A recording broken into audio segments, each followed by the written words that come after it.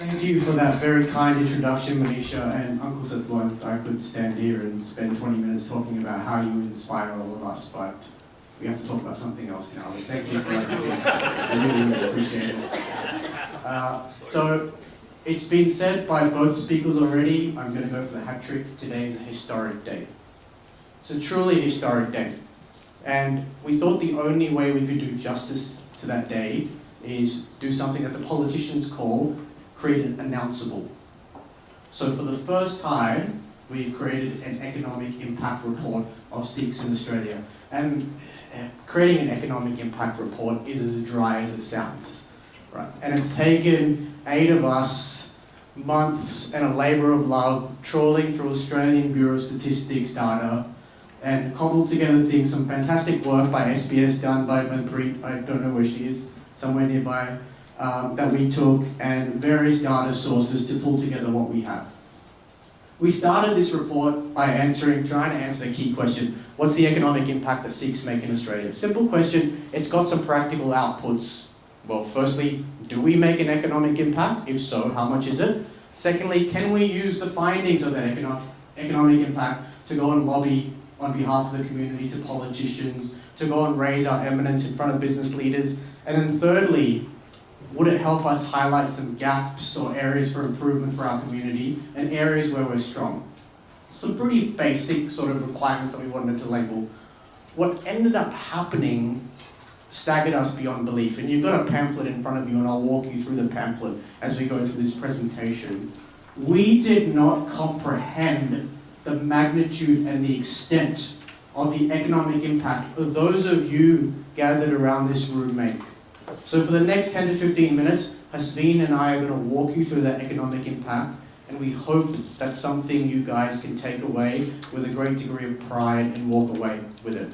So to do this, we're going to employ a very simple framework, and my consulting friends in the crowd are going to laugh at me because I put a dragontree up on this thing. But economic potential, or the labour component of economic potential, is a function of 2 things. So labour, the contribution that we make as people. Demographics and productivity. 2 questions on demographic. Is the population growing?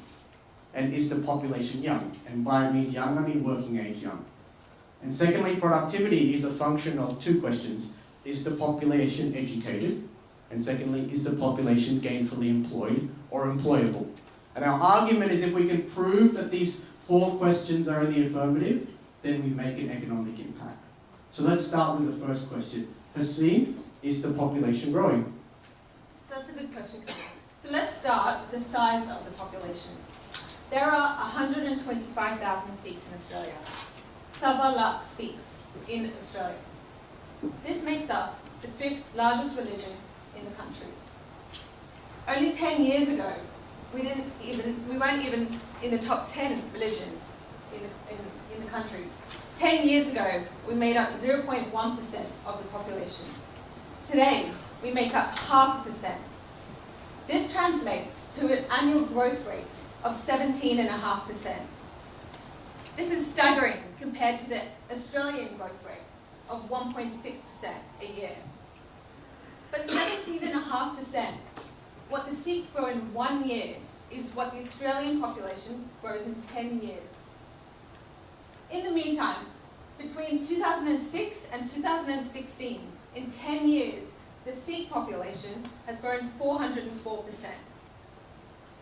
This makes us the fastest growing religion in the country, double that of the Hindu religion, and is 6 times in Islam.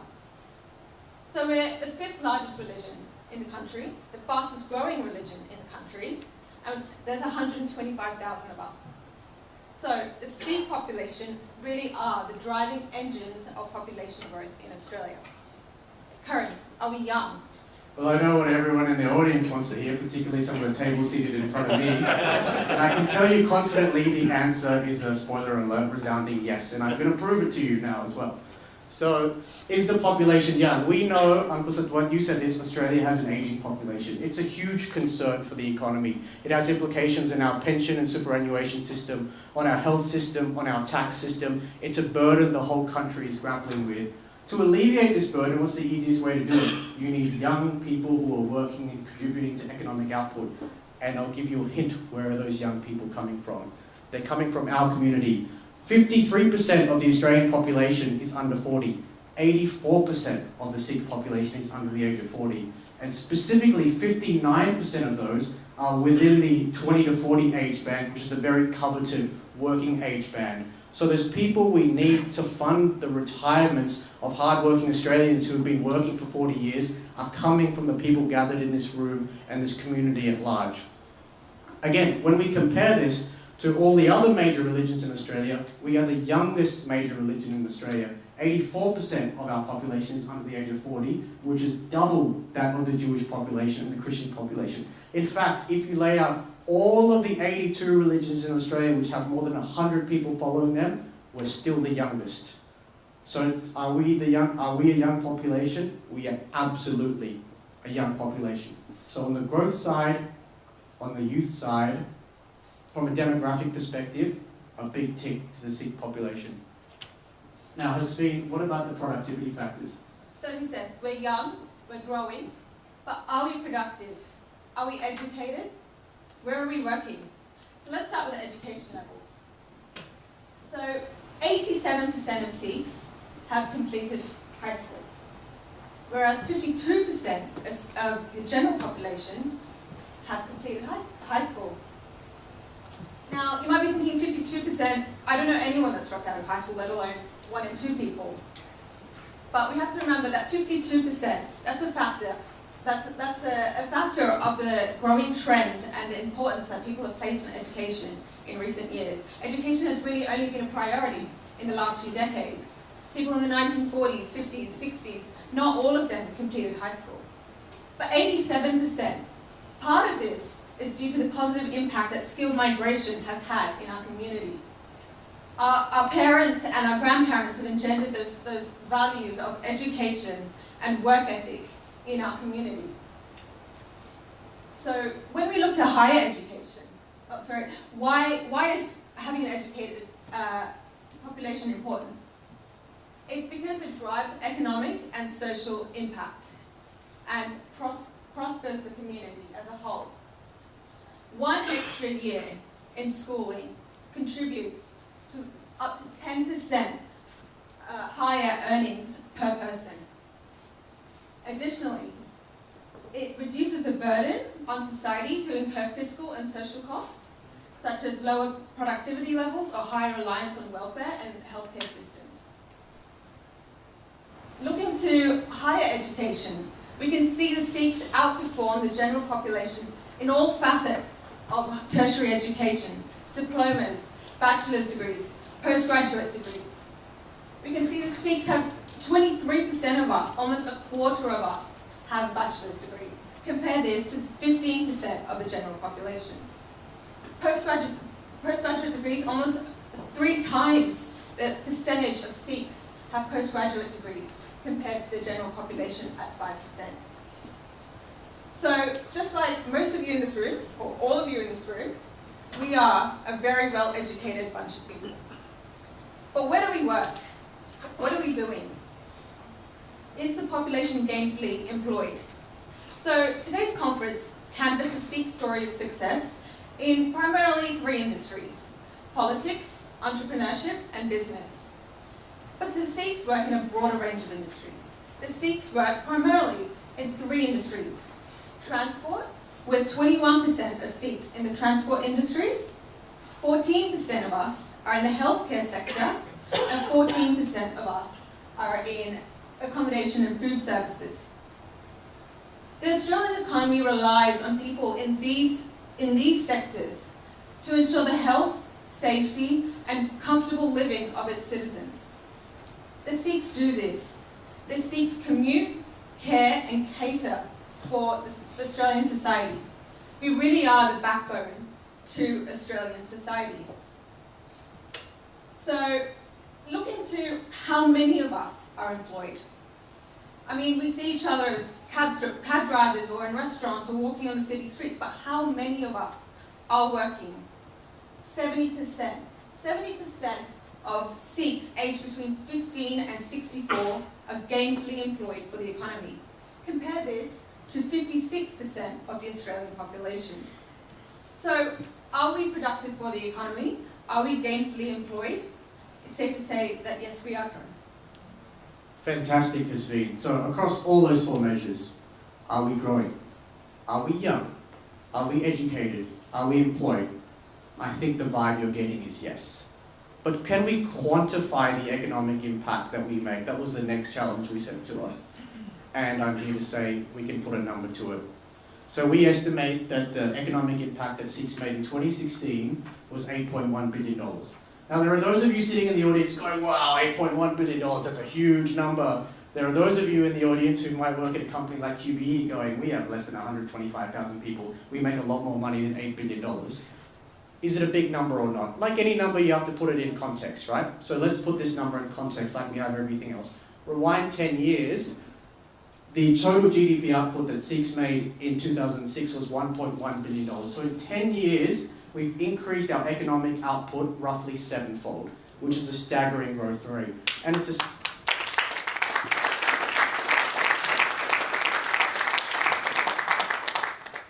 it's a staggering growth rate when compared to Australia's GDP growth as a whole during that period. Australia right now is going through the greatest economic expansion any Western country has ever seen in history. 27 years without a recession, that's very well documented. In that time, SIX have outpaced economic growth in Australia 4-fold. Now, some of you economic hawks are looking at this going, we don't grow at 5.5% a year. This is a nominal GDP growth rate. It's not adjusted for inflation. We still exceeded 4-fold, which is a staggering thing. And it's credit to all the hard work that everyone puts in this room. So do we make an economic impact? I think the answer to that is a resounding yes. The logical next step we take from this report from where we are now is to make a forecast.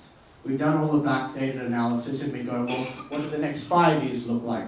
What do the next 10 years look like? But we didn't do that. And we didn't do that for a specific reason. And that reason was covered off so extensively during the day today, which is we are not a community that boasts. We're not a community that goes around, look at us, look how great we are, look how our future economic impact is.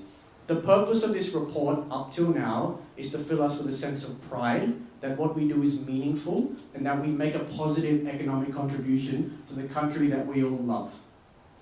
But there are challenges that sit within this data, and we captured some of those challenges as well, and those are worth reflecting on as well. The first thing is we work in declining industries. That we can capture with data. What we can't capture with data is anecdotally, we work in jobs in those industries which are even more susceptible to decline, and has been talked about some of those jobs. The numbers that you see up there, 7 out of 19, 15 out of 19, 19 out of 19, for the 19 categories that the Bureau of Statistics captures when you fill out your census, the ranking there is based on the GDP per capita contribution. So we work in the 15th industry and the 19th industry, and we know what autonomous vehicles will do to the taxi driving industry and the truck driving industry and transport as well. So there is a lot of inherent risk that sits within those employment statistics. Secondly, our community is underemployed. 18% of the Australian population at large is working either part-time or casual, compared with 26% of the SIG community. Now, a lot of that is explained by the high number of students in our community, but that doesn't explain the whole number. There is cause for concern, and underemployment is an often underreported issue within the community. This leads to the third finding, which is that highly educated SIGs, as we said, 87% have a Year 12 education. Across every measure of tertiary education, we exceed the population, yet our GDP per worker is lower than the economy.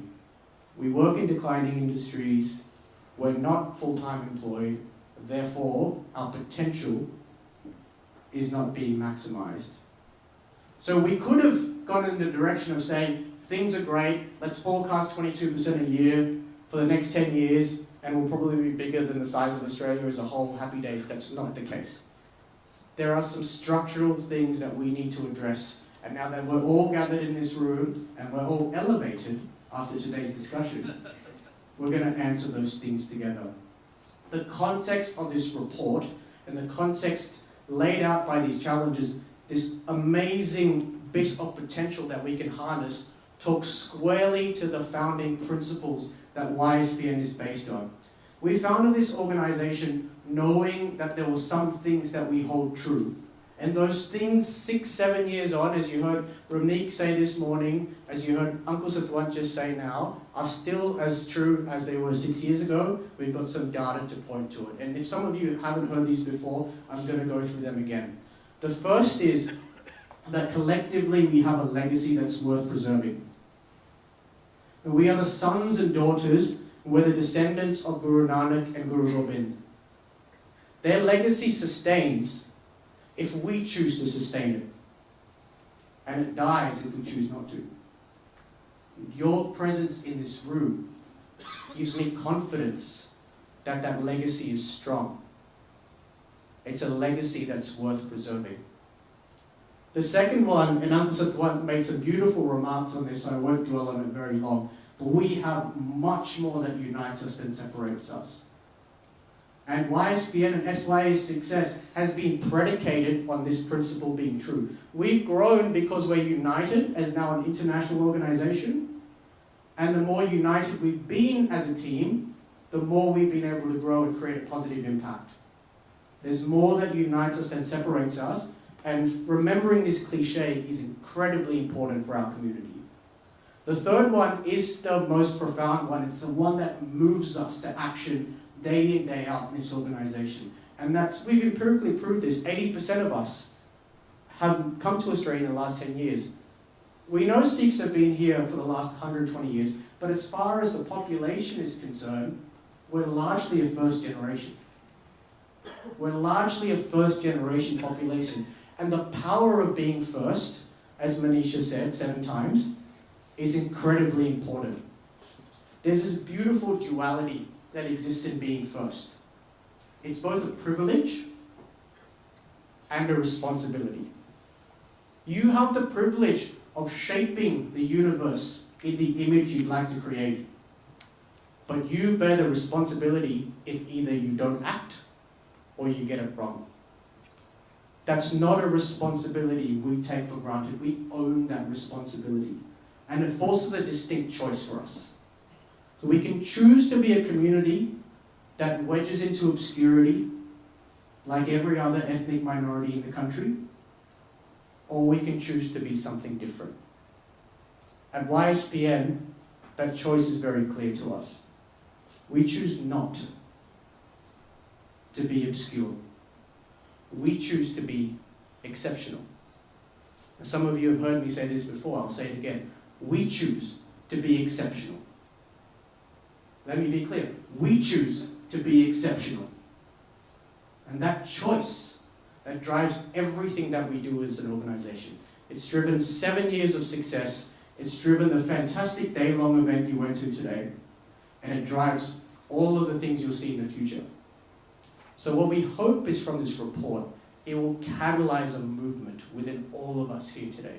All of us gathered in this beautiful Sunday, that we can move forward positively and make a positive, productive impact to the country that we so love.